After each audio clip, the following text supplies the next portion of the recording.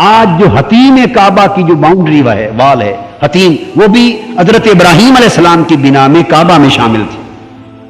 بعد کی تعمیر میں کعبے کو مربع شکل دے دی گئی اور حتیم کا حصہ چونکہ کعبے کا حصہ تھا، کعبے کا حصہ تھا، اس کو ایک آدھ دیوار کی شکل میں نشان دے دیا گیا.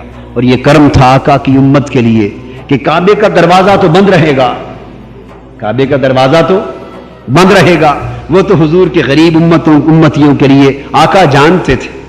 وہ تو جب شاہان وقت آئیں گے تو وہاں کے بادشاہ اس وقت کھولا کریں گے. بادشاہ بادشاہوں کے لیے کھولتے ہیں صدروں کے لیے کھولتے ہیں، وہاں کے حکمرانوں کے لیے چھولتے ہیں. اور آقا کو تو حکمرانوں کا وہ پاس نہیں، آقا کے لیے تو ساری امت یکساں ہے، غریب امت بھی یکساں ہے. تو فرمایا ٹھیک ہے، ہم انہیں معلوم تھا اس کعبہ کو مربع شکل دے کر فرمایا اس کعبے کو دروازہ لگا دیتے ہیں، تم چابی سنبھال لو.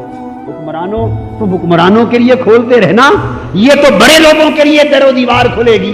رہ گئے میری امت کے غریب لوگ، انہیں تو کوئی داخل نہیں ہونے دے گا اس میں. ان کی بھی آرزو ہوگی کہ اس کعبے کے اندر جا کر ہم بھی دو سجدے کر لیں. تو اس کو حتیم بنا دیا کہ میری غریب امت بغیر کسی کی اجازت کے حتیم میں داخل ہو کر عبادت کرے گی، یہ بھی کعبے کا حصہ ہے. تو حتیم میں نفل پڑھنا اسی طرح ہے جیسے کعبے کے دروازے سے گزر جا کر اندر نفل پڑھنا. وہ اصل کعبے کا حصہ ہے، مگر وہ کھول دیا. میں تو سمجھتا ہوں آقا نے غریب امت کے لیے کھلوا دیا، یہ بند کر دیا. چلو یہ بندش والے جس کے لیے چاہیں کھولتے پھرے، مگر میری غریب امت بغیر بندشوں کے یہاں سجدے کر سکے.